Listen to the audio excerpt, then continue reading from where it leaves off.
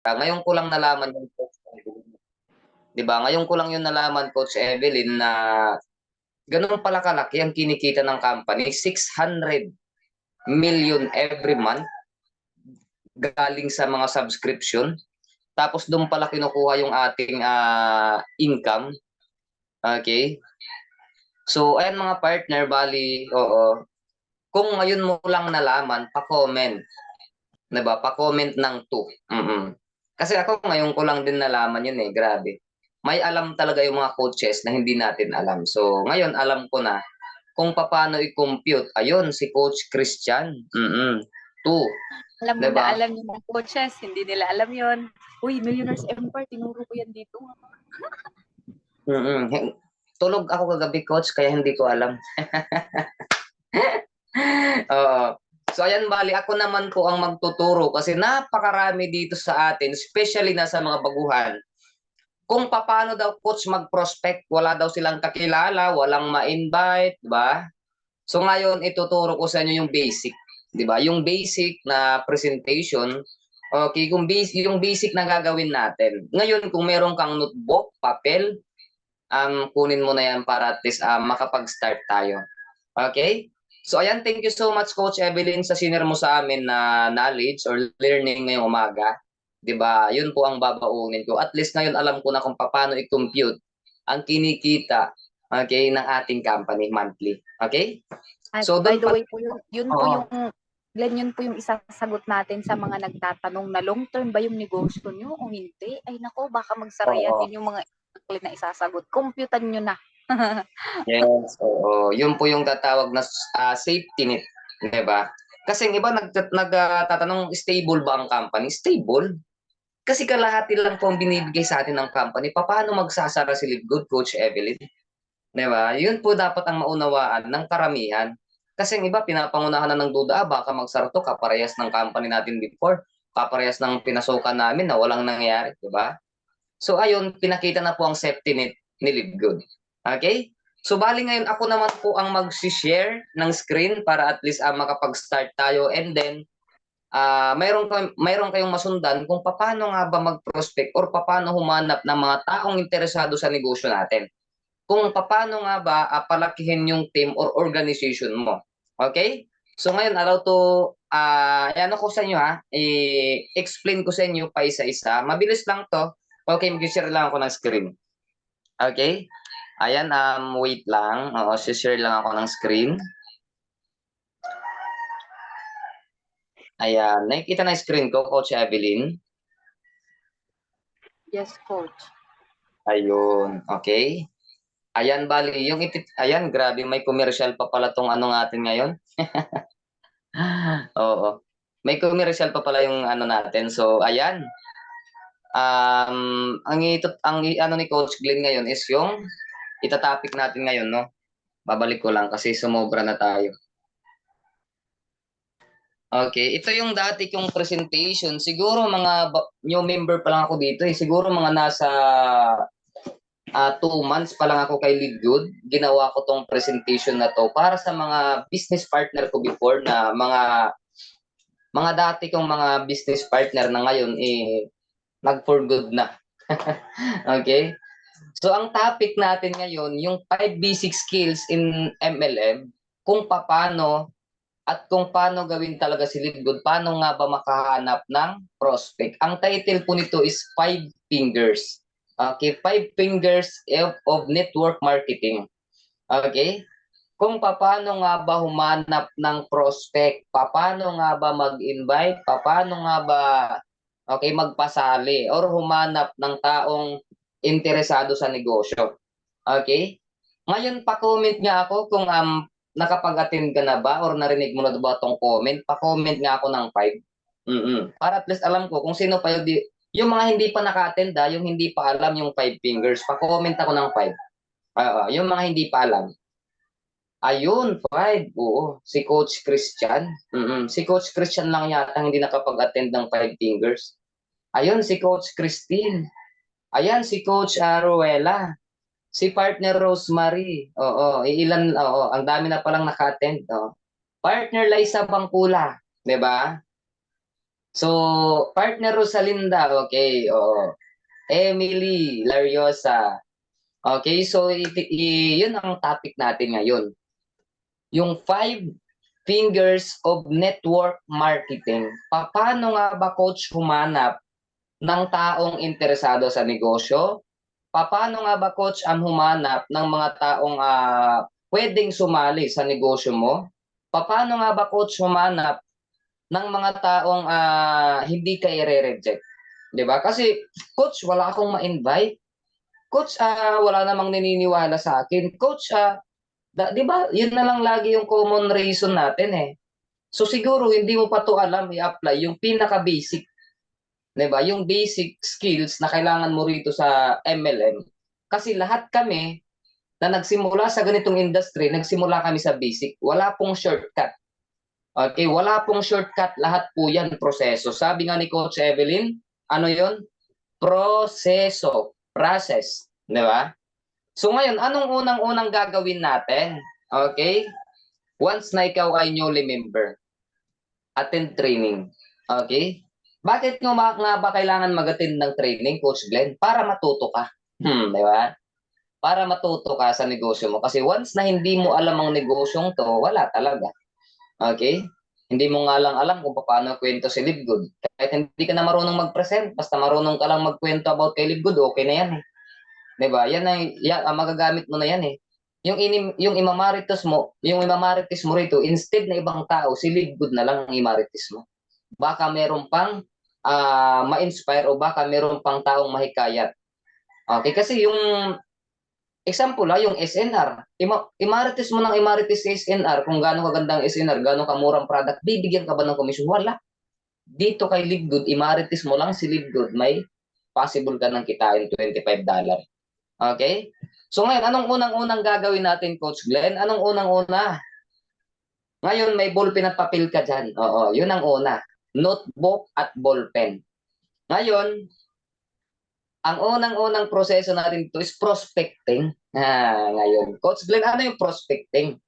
Yung mga tao, di ba, na possible mag-member kay Livegood. Saan po yung Coach Glenn nahanapin? Di ba, napakarami. Gamitin mo yung K-system. Di ba? Ano ba yung K-system? Coach Glenn, K-system. Ano yung K-system? Lahat ng K or kakilala mo, prospect mo yon. Okay? Katrabaho, kaklase, ka-workmate, ka-churchmate, kasabayan sa jeep, lahat ng nasa paligid mo, kakilala ng kakilala mo, kakilala ng pinsan mo. Lahat yun, prospect. Okay? Lahat ng case system na nasa paligid mo, prospect yan. Lahat ng Facebook friends mo, prospect yan. Kung mayroon kang mga friends sa TikTok or nakaka-chat sa TikTok, prospect yan. Napakarami mong pagkukuhanan ng prospect. Okay? Pero unang-una mo ritong ipo-prospect is yung kamag-anak mo, family mo. Okay? Kasi yun ang unang-una mong tutulungan, family. Family first, bago yung ibang tao. Ngayon, pag ayaw ng ibang tao, doon ka na humanap sa mga king system mo. Okay? Ngayon, mga partner, madali lang po hanapin ang prospect. Hindi lang po natin alam kung paano hanapin. Okay? Hanggang ngayon, Coach Glenn, marami pa rin akong rejection kahit ka-family mo pa. Normal yan, partner Liza. Lalo na wala ka pang napapatunayan. Normal yan. Proseso yan eh. Kami nila, Coach Evelyn, lahat ng nagsimula dito, pasalamat kayo kung mayroong nagtiwala sa inyong family nyo, relatives nyo, kakilala, lahat ng halos malalapit sa inyo. Kasi lahat kami rito na nagsimula, nag-build ng organization, wala pong may family namin na may nag-member sa amin. Lahat yun, stranger, lahat yun ibang tao. Mas maganda pa nga yung ibang tao kasi may tiwala sila sa iyo, magtitiwala sila sa iyo. Yung kakilala mo kasi, alam na kasi nila yung status ng buhay mo. 'Di ba? Ay, share na ako ng negosyo ganito, 'di ba? Ano ka na kagad, ilo-lockdown ka na kagad. Okay? Ngayon, wala pa kasi silang proof na nakikita. Kaya sabi ko dito, normal 'yun. Okay, humanap ka kasi hindi lang 'yun yung taong tama na para sa iyo. meron at meron talaga yung tamang tao na para sa'yo. Okay? Unang-una dito sa prospecting, okay? Case system, connection. Okay? Kakilala ng kakilala mo, kakilala ng friends mo, kakilala ng kumare mo, kakilala ng kumare mo, lahat yan. Prospecting. Okay? So ngayon mga partner, ililista mo lang dyan, ililista mo dyan sa, kung meron kang notebook at papel, lista mo doon. Ito, nakausap ko na to si ano, ililista ko na to. Ililista ko rito sa nakausap na at hindi pa nakausap. Okay, ililista mo doon yung mga possible mong prospect. Ito nakausap ko na sa ano, ito nakausap ko na sa ano, ito na close deal ko na to. 'Di ba? At least alam hindi ka magugulo. 'Di ba? Hindi magugulo yung prospect list mo. Okay? Ngayon yung pinsan mo ay nakausap ko na to. Ilagay mo dun sa nakausap mo. 'Di ba? Ay yung ka, kapatid ng bayaw ko nakausap ko na to, 'di ba? Ilagay mo dun. Ngayon, at least alam mo, hindi magugulo yung okay, yung pag prospect mo. Ngayon, napakadali lang kung humanap ng prospect. Bakit? Napakarami mong Facebook friends. Isa-isahin mo yan. Okay? Isa-isahin mo yan. Wag mo lang didibdibin yung mga taong hindi sasama sa iyo. Bakit? Okay, hindi naman ikaw partner Liza ang inireject. Okay? Ang nireject nila yung magandang oportunidad na pwedeng magpabago ng buhay nila, hindi po ikaw. Okay, kasi hindi naman yung sarili mong ino-offer mo sa kanila. Ang ino-offer mo sa kanila is yung live good, yung opportunity na pwedeng mabago ang buhay nila. Eh bakit ka masasaktan? Ngayon, kung i-reject ka, next agad. Napakarami kang prospect, hindi lang siya. Okay? So, hindi mo dapat yung didibdibin kasi normal po yan. Normal po yan sa ganitong industry. Lahat ba ng, ikaw ba may tindahan ka? Lahat ba ng dumadaan sa tindahan nyo bumibili? Halos yan, dumadaan lang eh. Halos yan, tinitingnan lang paninda mo eh. Nasasaktan ka ba? Hindi. Normal yun eh. 'Di ba? Dito sa atin, hindi lang po tayo aware na normal po yung tumatanggi sa ganitong industry. Kasi nga, hindi nila nakikita ang value kung anong pwedeng ibigay sa kanila dito sa negosyo natin. Okay? So, normal po yun, partner. Mga partners ha, normal po ang lahat, yung mga tinatanggihan, normal yan. Kasi hindi lang naman si Coach Glenn at si Coach Evelyn ang nakaranas niyan eh. Lahat tayo, walang magaling. Walang nagsimula dito na lahat ng inoperan mo, sumali, makabahan ka na pag lahat ng operan mo, sasali. Okay, baka pinagbibigyan ka na ni God kasi next day or next month, 'di ba? End of the world mo na. 'Di ba? Kailangan mong pagdaanan 'yan kasi normal 'yan. Okay? Hindi ka tatatag sa mundong to kung puro lang magaan ang pinagdadaanan mo. Hindi ka titibay at hindi ka tatapang kung hindi ka bibigyan ng mga pagsubok, struggle sa buhay. Okay? Binibigyan ka ng mga mabibigat na pagdadaanan kasi nga binibuild ka para maging matibay, 'di ba? Para maging matapang. Kasi once na lumaki ang organization mo, paano mo i-handle 'yun kung ikaw mismo marupok? Okay? Paano mo idadalhin yung napakaraming grupo kung ikaw mismo malambot? Okay, ngayon pinapatapang ka kasi nga paano ka bibigyan ng napakalaking organization kung ikaw mismo ay mahina? 'Di ba? Kailangan mong maging malakas, kailangan mong pagdaanan yung napakahirap na sitwasyon. Okay? Kasi pag nadaanan mo ng napakahirap na sitwasyon, yung mga dadaan na mga pagsubok sa'yo, magaan na lang yan sa'yo. Hindi ka na may stress, madidepress. Normal na yan, sanay ka na eh. Okay? So ngayon, sa prospecting, napakarami mong connection. Alam mo na yun kung sino. Kakilala mo, pinsan mo, kaibigan mo, kumare mo, kumpare mo, kakilala ng kumpare mo, Facebook friends mo, lahat ng kamaritis mo, isa-isahin mo yan. May sumama man or hindi, okay lang. Bakit? Benefits mo yun. Bakit ako benefits ko? Tumanggi na nga. Natuto ka. Nasanay ka. Na-build ka. Di ba? Na-mold ka. Kasi pag paulit-ulit mong ginagawa, nagiging magaan na lang po yung isang bagay. Kagaya ng mga OFW, nung first time mo bang sabak dyan sa amo mo, madali ba? Nangangapa ka pa. Di ba? Una mong salang dyan sa amo mo, unang-una adjustment. Nag-a-adjust ka kasi hindi mo alam ugali ng amo mo. Nag-a-adjust ka kung anong gagawin. Napakalaki ng bahay. O yan ang unang-unang gagawin natin dito. Yung pag-share ng opportunity or ng prospecting, sa umpisa, mahirap yan. Kasi nga hindi mo pa alam yung step by step na gagawin natin. So ngayon alam mo na. Kukuha ka sa mga case system or connection, okay, lahat ang dami na. Gamitin mo yung social media platform mo. Okay? Kasi diyan ka namimingwit ng mga taong interested. Okay? Kakilala ng kakilala mo, anak ng kaibigan mo, mama ng kaibigan ng anak mo, pakarami talaga. Hindi mo lang siya, di ka lang ma-aware na, ay, prospect pala yun. Pwede palang i-prospect to si ano. Ay, pwede ko palang i-prospect si ganito. Napakarami talaga. Ngayon, makahanap ka lang doon sa mga kakilala mo o case system mo, makahanap ka lang ng 5. Yung 5 na yun, maghahanap din yun ng sarili nila. Ngayon, leverage ka na. Di ba? So, ibig sabihin, coach, kahit magpasali lang ako ng 1, 2, 3, oo, pwede na yan. Yung 3 sumali sa'yo, yun naman ang hahanapan natin ng connection. Okay? May mga kakilala din yun. Ngayon, pag nadagdagan kayo ng 3, ilan na kayo? Ngayon, pababa ng pababa, napakarami na. Okay? So, hindi ako naniniwala dyan sa, wala akong ma-invite. Okay? Wala akong ma-invite, wala akong ma-prospect. Baka hindi mo lang ginagawa yung partner or baka nahihiya ka lang i-reject. Okay? O baka mataas lang talaga yung pride natin kasi ayaw natin na nire-reject tayo. Okay, normal yun, mga partner. Yun ang dapat nyo maintindihan. Normal po ang tatanggan, i-reject ka. Bakit? Lahat ba ng crush mo naging jowa mo? Grabe naman yan si Coach. Oo, sama naman ng ugali ni Coach. Oo. Alam mo nung ako ay binata naman talaga ako hanggang ngayon. Alam mo nung panahon na nangliligaw pa ako? Napakaraming rejection pagdating sa pangliligaw. Kasi hindi naman si Coach Pogi. Oo. So doon pa lang nasanay na ako sa rejection eh. Hindi kayo sanay sa rejection ng mga babae, bakit kayo po ang nangre-reject sa mga lalaki? Oh, 'di ba? Pride. Pag hindi type, pag hindi gwapo, ay study first.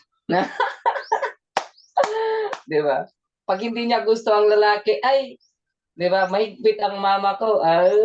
Grabe naman 'yan. 'Di ba? Yan ang mga reason. Kaya ngayon, dapat masanay din kayong ma-reject. Bakit? Ang ibinibuild nyo, okay, organization. Ang ibinibuild nyo, pangarap. Okay? Kasi yung mga nagre-reject, normal yan. Diyos ko, Lord. Ngayon, Coach Glenn, paano po ako, once na meron na po akong prospect, kakilala ko sa Facebook, ano po ang gagawin ko? O-operan ko na ba kaagad? Or sasabihan ko na agad, pay in ka na? Hindi po ganon. Di ba? Once na meron ka ng prospect, ang gagawin mo dyan, latagan mo ng form. Ano ba yung form, Coach Glenn? Yung biodata? Hindi. Hindi po yung biodata. Inamit ko lang yung... Okay, nagsasabi. Ayan. So, ano po ba, Coach Glenn, ang ilalatag kong form? Once na meron akong prospect na kilala ko sa Facebook, bibigyan ko ba ng biodata? Hindi. Okay, yung form, okay, ito po yung F, family. Diba? Yung O, occupation. Yung R, recreation. Yung M, message. So, isa-isahin natin. Okay? Pakinggan nyo ako, ha? Example, ito si partner Lisa Hawa din, nakilala ko sa Facebook. Nakilala ko lang sa Facebook, nag-message ako sa kanya. Hi Lisa, good morning. Kumusta po kayo? Anong ginagawa mo? Okay lang, nag-reply siya. Okay lang, ito ganyan. I-check ko muna yan, kukunin ko po muna yung kanyang form. Ano po ba yung form? Ito na po yung family, occupation, recreation message. Ngayon, habang nagmi-message kami, nag-uusap kami, nagkukwentuhan kami, kinukuha ko na po yung family niya. Ano ba yung status ng family nito? Siya ba ay breadwinner? Siya ba ay siya lang bumubuhay sa family niya? Meron ba siyang anak? Single mother ba ito? May asawa? 'Di ba? Tatlo ba ay tatlo? Ito ba ay OFW? Okay, ano ba ang trabaho nito? Ayan, yan po yung mga form. Yan po yung family occupation. Ano ba yung occupation na bang trabaho nito? Nasaan bang trabaho nito? 'Di ba? Asang lugar to. Yan po yung mga kinukuha kong form. Tapos yung recreation naman, ito yung kukunin ko sa kanya, yung ano bang ginagawa mo sa oras na free time ka. Sabihin niya, example, may trabaho ako. Next kong kukunin naman yan, kasi alam kong may trabaho siya, yung recreation. Ano po bang ginagawa mo sa mga oras ng free time mo? Ano po bang ginagawa mo pag wala kang trabaho? Nagti-TikTok lang ako, nanonood ng Korean movie, nanonood ng mga walang kabuluhang bagay sa Facebook. Okay? Ngayon, alam ko na po i-message kung ano po ang gagawin ko. Okay? Example, nakuha ko na yung family niya. Occupation, recreation. Ngayon, magme-message na ako. Okay? Example, to si partner Miriam. OFW ako sa ganito ganyan. So, since nakwento niya na breadwinner siya, nakwento niya ganito ang trabaho niya, nakwento niya na ganito niya yung ganito ang ginagawa niya once na wala siyang trabaho, day off siya. So, ang gagawin ko dyan, doon ko na siya papasukin. Sabi mo nga, partner Miriam, bali meron po ako sana akong i-offer sa'yo na pwede makatulong sa'yo. Kasi sabi mo nga kanina, okay, na ikaw lang ang inaasahan ng lahat, wala kang naiipon kasi ikaw lang ang pinapadalahan, ikaw lang lagi nagpapadala. So, ang gagawin mo dyan, ang gagawin ko kay partner Miriam, ipapaintindi ko sa kanya at ipapakita ko sa kanya yung oportunidad na pwedeng makatulong sa kanya. Ganito, ganyan. Partner Miriam, sabi mo nga, nakwento mo nga sa akin, partner Rosalinda, partner Tacy, nakwento mo nga sa akin na ikaw ang breadwinner. So, ito, meron akong i-offer sa yung negosyo na pwede mong pagkakitaan, dagdag source of income kung gusto mong makaipon. Kasi sabi mo nga, kinakapos ka, di ba? At ikaw lang ang bumubuhay ng family mo, idagdag mo, isingit mo si Livegood kasi si Livegood ay napakagandang negosyo. So yun, doon ko na siya papasukan ng message na about Livegood. Okay, ganun po ako mag-prospect. Ngayon, kung tanggihan mga ako ni partner, ganito, ganyan, okay lang, hahanap ulit ako ng bagong prospect. Kasi napakarami mong key system. Ganun lang ako pumasok. Ganun lang po ako mag-share ng opportunity. Okay? So, hindi po talaga mahirap. Hindi lang po natin alam kung paano step by step natin siyang gagawin. Okay? So, ngayon alam na po natin. Okay? Ngayon, pa-comment ako, paano mag-prospect. O, ngayon, alam mo na kung paano mag-prospect. Alam mo na yan kung sinong kakilala mo, sinong Facebook friend mo, sino yung mga case system or connection mo. Doon ka kukuha. Unahin mo muna family bago sila. Family first. Pag walang maniwala sa family mo, doon ka na sa mga kilala mo, kaibigan, connection mo, case system. Okay? So yun at least sa yung prospecting at form, alam nyo na yan. Okay? Pero hindi po yung nagtatanong ka ng, pag nagpo-prospect ka, yung nagtatanong ka na parang investigador ka, ano pangalan mo? Diba? Sino pamilya mo? Anong ginagawa mo? Diba? Hindi ganon. Dapat yung pagpo-prospect or pagtatanong na hindi niya nahahalata na kinukuha mo na pala yung details niya, yung detalye niya. Okay? Kasi pag nagtatanong ka na para kang investigador, matatakot naman yung pagtatanungan mo, ano ba to? NBI ba to? Diba? Baka uhulihin ako nito. Okay?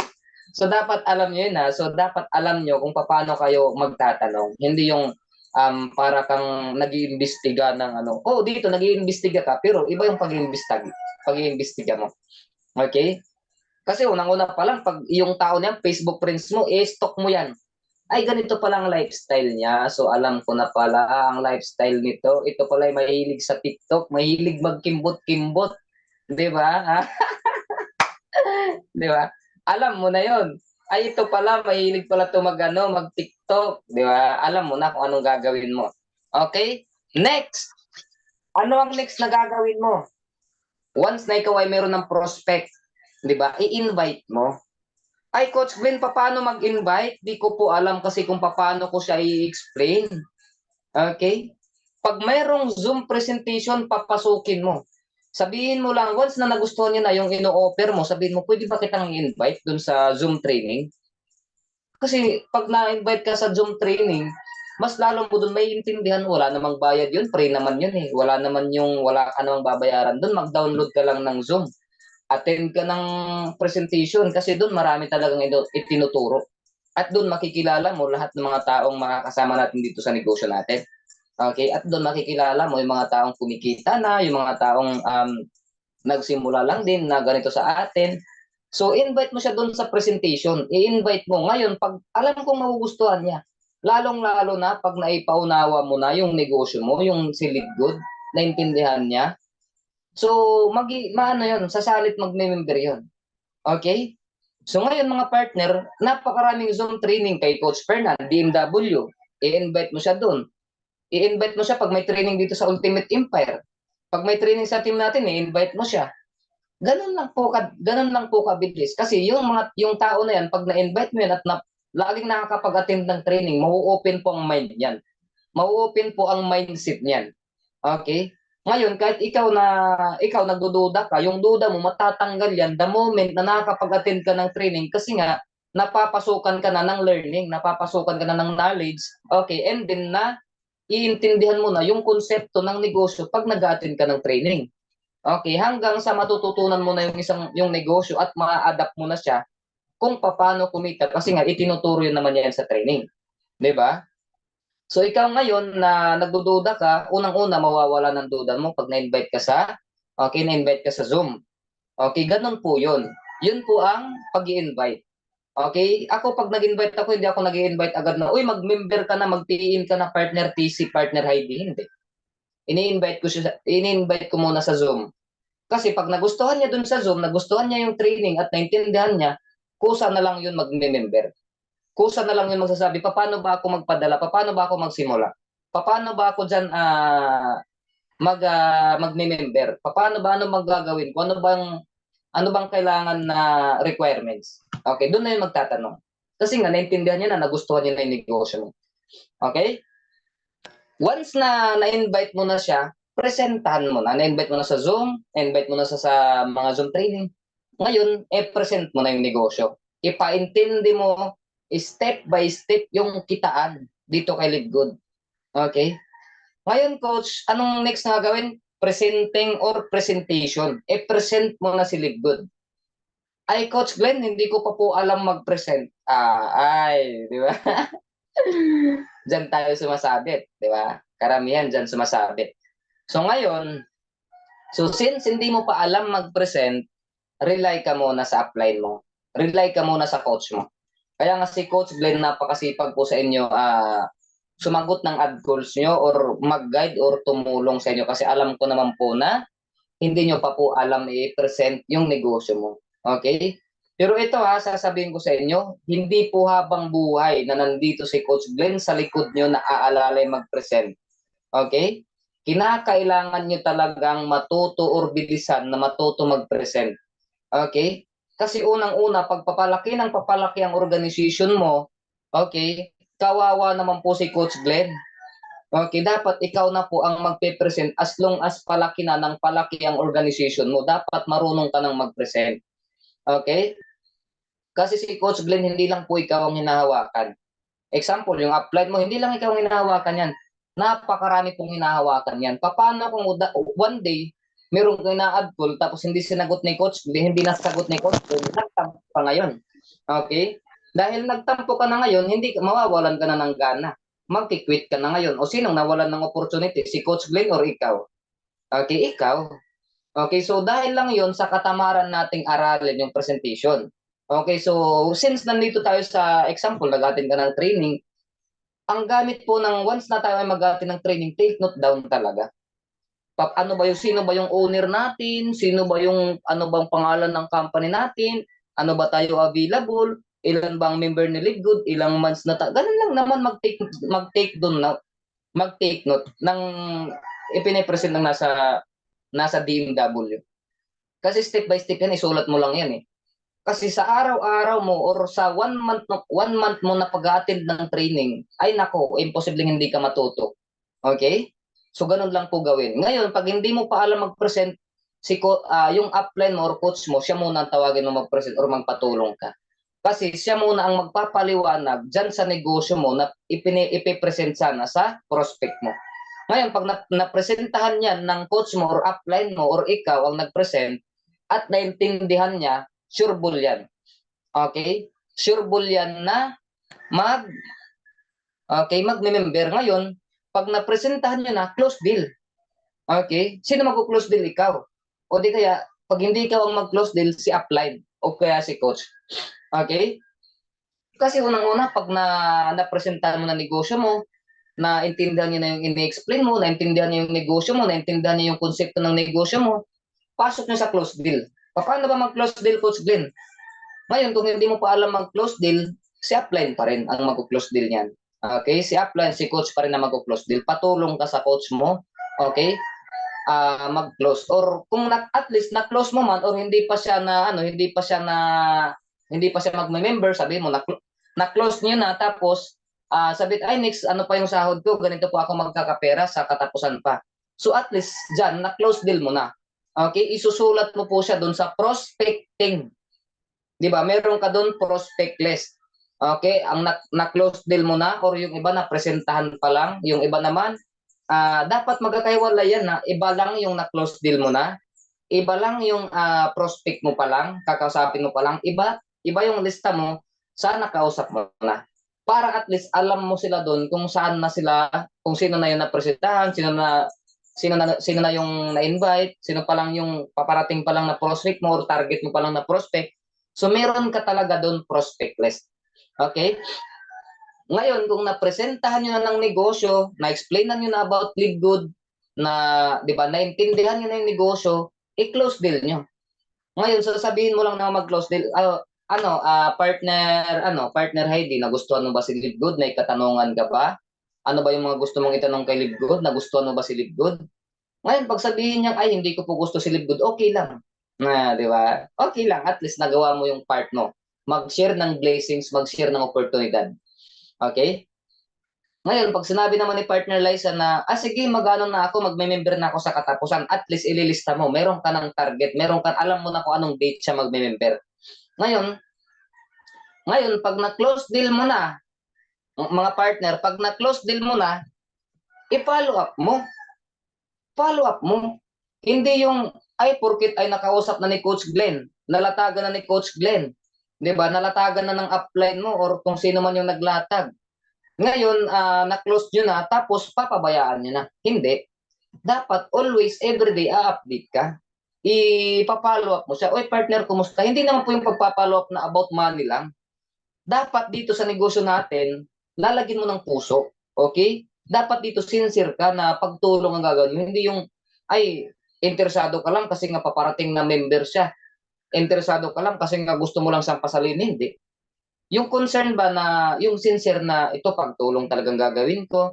Kasi yun naman talagang gagawin natin eh. Okay, hindi lang yung mapasali mo lang, target mo lang, mapasali siya, mapamember siya.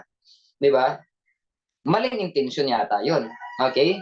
Nararamdaman yan ng kausap mo. Kaya dapat kung ikaw ay nagpa-follow up, hindi yung about money lang. Kukumustahin mo siya, ano bang lagay mo dyan. Yung may puso talaga.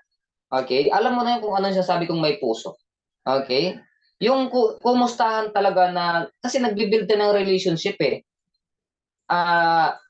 Live Good is a relationship business. Okay? Ngayon, kung hindi magandang relasyon mo dun sa nagpresenta sa'yo or nag-explain siya ng business, di ba, doon pa lang sa obligation pa lang niya mag-follow up, hindi niya na nagagawa, paano pa magme-member ang tao niyan? Ay, ito bang nag-i-invite sa akin? Hindi man lang ako marunong mag-follow up, hindi man lang marunong mangumusta sa akin. 'Di ba? O di kaya na-explain na ng upline mo, hindi mo na always follow up.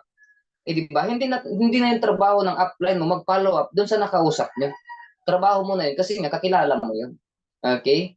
Nagpatulong ka lang doon sa upline mo magpapresenta. Ginamit mo lang po ang boses ng upline mo para i-explain ang Live Good. Okay? Ngayon, pag na close deal na yun ni upline, follow up. Nasa follow-up po talaga ang power. Okay, kasi yan po ang pinakadulo eh. Okay, yan po ang pinaka-last natin dito sa ating 5 fingers prospecting. Okay? Example, ikaw, ito na lang. Anong masasabi mo dyan, partner, Coach Rowella. Example, si Coach Rowella, nagkakilala kayo ni Coach Rowella sa online. Okay, nung napresentahan ko na siya ng negosyo, na close deal ko na si Coach Rowella. Okay? 'Di ba Coach Rowella, lagi kitang pina-follow up? 'Di ba? Yun po ang ginawa ko. Always ako nagpa-follow up kay Coach Rowella. Pina-follow up ko siya. Okay, kasi nga para hindi po mawala yung namin relationship. Okay, hindi yung relationship na yung relationship namin as an business partner. Hindi po mawala yung trust niya sa akin, hindi po mawala ang tiwala niya sa akin. Yung nakikita niya talaga na itong taong to, dedicated, itong taong to, alam kong magiging magaling na leader to kasi nga, responsable. Okay, doon pa lang sa pagpa-follow up, hindi mo na magawa, how much more paano pa yung iba? Okay? Kasi ito napakarami pong nagpapalatag kay Coach Glenn, napakarami pong nagpapa-explain kay Coach Glenn, ay Coach, meron akong prospect, ganito, ganyan, i-explainan mo siya, paliwanagan mo siya, latagan mo siya. Ngayon, pag nalatagan ko man lang, hindi man lang marunong mag-follow up doon sa kanyang prospect. 'Di ba? So ngayon, yung prospect niya, nanlalamig. Ay, di man lang ako ina-approach ng taong nag-i-invite sa akin. Ano ba yan? Totoo bang negosyante yun? Or, di ba? Invite lang. Okay? So, habang nagpa-follow up ka, binibuild nyo yung relationship nyo para nagiging close kayo at nakikilala nyo ang isa't isa para andun yung trust nyo sa isa't isa. Kasi kinukuha mo yung tiwala ng tao eh. 'Di ba? Na magtiwala ang tao sa iyo kasi the moment na magtiwala ang tao sa iyo, kaya niya maglabas ng ilang thousand. The moment na may tiwala ang tao sa iyo. Okay? Kasi ako kaya ko ito example, may tiwala ako sa business partner ko, ni Coach Ruela. Kaya ko siyang pagkatiwalaan ng malaking halaga kasi nga meron na po kaming tiwala sa isa't isa, nakapag-build up na po kami ng relasyon bilang kaibigan, business partner, 'di ba? Hindi na po ako mag-aalinlangan na itong taong to lulukuyin ako kasi nga nakapag-build na kami ng relation, 'di ba? As an business partner. Okay? So importante po talaga ang follow-up. Kasi pag wala kang follow-up doon sa mga tao mo, maniwala ka sa akin sa hindi. Doon sa kahit na napakagaling maglatag, napakagaling mag-explain ng coach mo, kung hindi mo yun ipa-follow up, manlalamig yun. Okay? So ayan Ngayon, balikan natin. Coach Glenn, bakit wala akong napapasali kay Live Good? May napapollow up ka ba? Di ba? Babalikan natin yan kasi napakarami po talagang ay ilang months na ako, 2 months na ako, 3 months na ako, wala man lang nagme-member sa akin. Baka wala kang napapollow up. Okay? Coach Glenn, bakit wala akong napapollow up? Meron ka bang na-close deal? Pag wala kang na-close deal, wala kang mapapollow up.